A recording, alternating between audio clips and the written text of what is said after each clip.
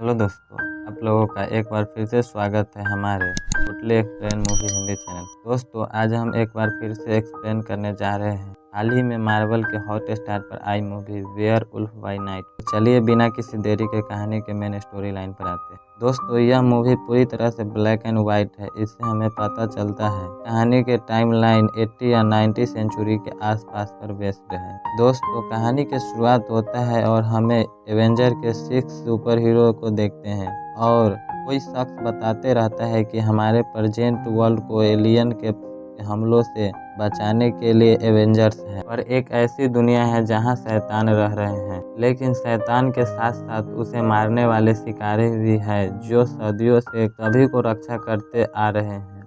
इनका सबसे बेहतर हथियार ब्लड स्टोन है, लेकिन अब इस ब्लड स्टोन को नई धारक की जरूरत है क्योंकि यूलिसिस ब्लड स्टोन मर चुका है। इसके बाद रात को दुनिया भर से सबसे बेहतर शिकारी यूलिसिस श्रद्धांजलि देने और ब्लड स्टोन को धारक बनने उसके महल में आते हैं। ये सभी एक दूसरे से अनजान है।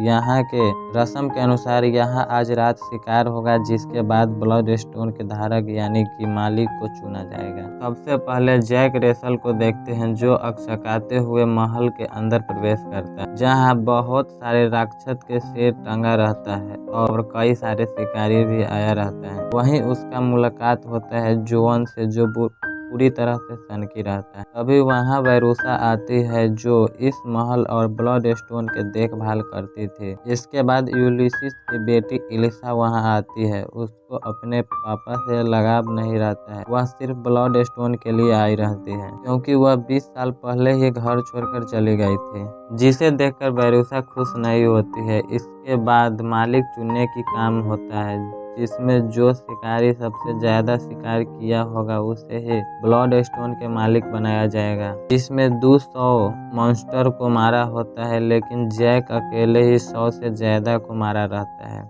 फिर सभी बैठा रहता है, तभी महल के नौकर एक चाबी लगाकर एक ताबूत को खोलता है जिसमें यूलिसिस बंद रहता है और वह अचानक बोलने लगता है और बताता है कि आप सभी को ब्लड स्टोन के धारक यानी कि मालिक बनने से पहले आप लोगों को एक खूंखार शैतान के शिकार करना होगा, जिसे बाहर भूल भुलैया में रखा गया है। जो उस शैतान को मारकर ब्लड स्टोन को लाएगा वही इस ब्लड स्टोन के मालिक बनेगा। सभी को लगता है कि इलिसा फैमिली मेंबर है तो इससे आसानी से मिल जाएगा, पर ऐसा नहीं होता है। उसे भी शिकार में भाग लेना पड़ता है। वैरूसा ब्लड स्टोन को नौकर के सहायता से शैतान के पास पहुंचा देती है। इसके बाद सभी को भूल भुलैया में छोड़ दिया जाता है। तभी अंदर शिकार को यानी कि शैतान को खोजने लगता है। इलिसा और जैक आमने सामने हो जाता है। वो दोनों कुछ सोचते ही रहता है, तभी जोन उन दोनों पर हमला कर देता है ताकि इससे मर जाने के बाद कोई कंपटीशन नहीं रहेगा, लेकिन दोनों अपने अपने चालाकी से वहां से निकल जाता है। इलिसा चुपके से जाती रहती है, तभी उस पर एक और शिकारी हमला कर देता है, लेकिन वह अपने चालाकी से उसका हाथ काट देती है। इसके हाथ पर एरो गन लगा रहता है। दोनों में काफी लड़ाई होता है, जिसके वजह से इलिसा के पैर भी कट जाता है, पर कैसे भी करके उसे मार देते हैं। इधर जैक उस मॉन्स्टर के पास पहुंच जाता है जिसका नाम टैड रहता है। इसके बाद हमें पता चलता है कि जैक ब्लड स्टोन लाने नहीं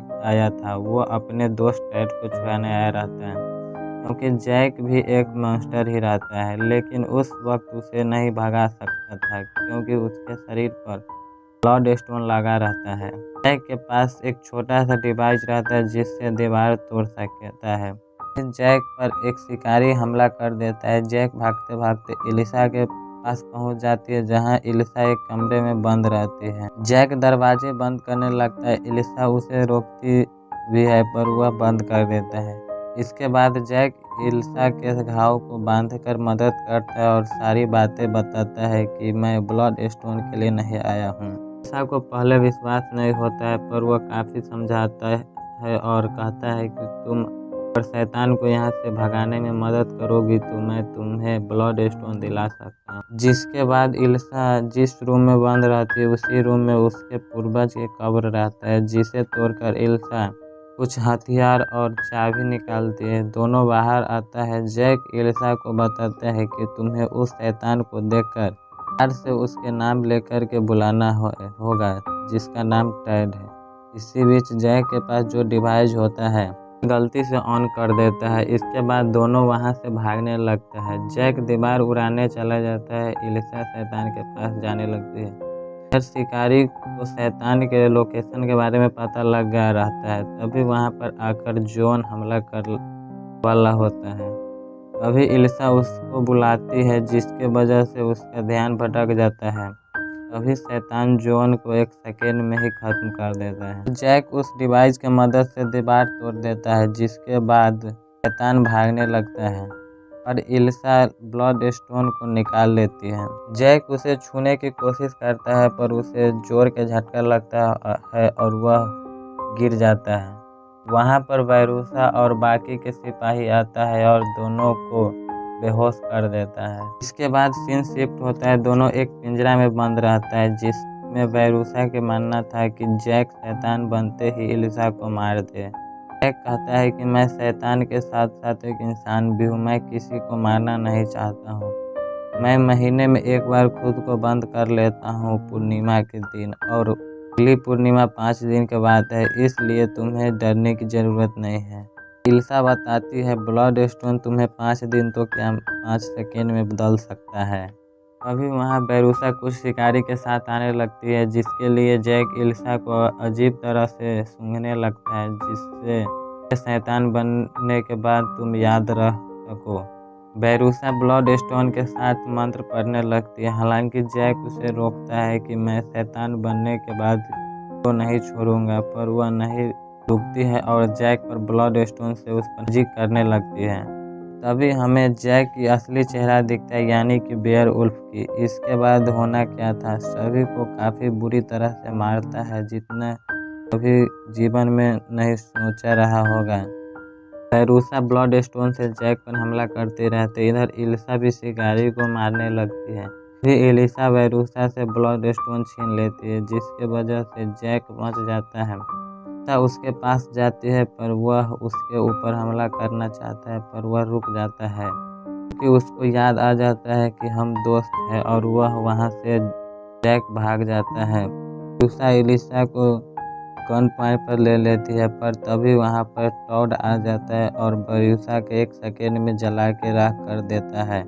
इसके बाद एलिसा टॉड को बाहर की तरफ इशारा करती है, जिसे खोजने टॉड चला जाता है। इधर एलिसा ब्लड स्टोन लेकर बैठ जाती है और नौकर को महल साफ करने को कहती है। इसके बाद कहानी कलरफुल होने लगता है। जहाँ टैड को जैक मिल गया रहता है, दोनों जंगल में रहता है, दोनों आपस में बातचीत करता रहता है और करके एंजॉय करता रहता है। दोस्तों, इसी के साथ यह कहानी खत्म हो जाता है। इसका IMDb रेटिंग है 7.6 आउट ऑफ 10। तो दोस्तों, वीडियो पसंद आया हो तो वीडियो को लाइक कीजिए, चैनल को सब्सक्राइब कीजिए। लोगों को आगे इसी तरह से बेहतरीन मूवी एक्सप्लेन देखने को मिलते रहें।